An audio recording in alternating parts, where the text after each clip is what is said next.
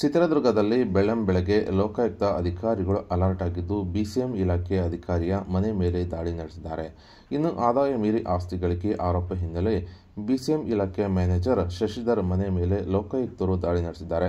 ಇನ್ನು ಹೊಸದುರ್ಗ ಪಟ್ಟಣದ ವಿದ್ಯಾನಗರದ ನಿವಾಸ, ಹೊಳಲ್ಕೆರೆ ತಾಲೂಕು ಕಡ್ಲಪ್ಪನಟ್ಟಿ ಗ್ರಾಮದ ತೋಟದ ಮನೆ, ಚಿತ್ರದುರ್ಗ ನಗರದ ಬಿಸಿಎಂ ಇಲಾಖೆ ಕಚೇರಿ ಸೇರಿ ಹಲವು ಕಡೆ ರೇಡ್ ನಡೆಸಿದ್ದು, ಅಗತ್ಯ ದಾಖಲೆಗಳನ್ನು ಲೋಕಾಯುಕ್ತ ಅಧಿಕಾರಿಗಳು ಪರಿಶೀಲನೆ ನಡೆಸುತ್ತಿದ್ದಾರೆ. ಇನ್ನು ಅಕ್ರಮ ಆಸ್ತಿ ಗಳಿಕೆ ಆರೋಪ ಹಿನ್ನೆಲೆ ಲೋಕಾಯುಕ್ತ ಎಸ್ಪಿ ವಾಸುದೇವರಾವ್ ಹಾಗೂ ಡಿವೈಎಸ್ಪಿ ಮೃತ್ಯುಂಜಯ ಅವರ ನೇತೃತ್ವದಲ್ಲಿ ದಾಳಿ ನಡೆಸಲಾಗಿದೆ.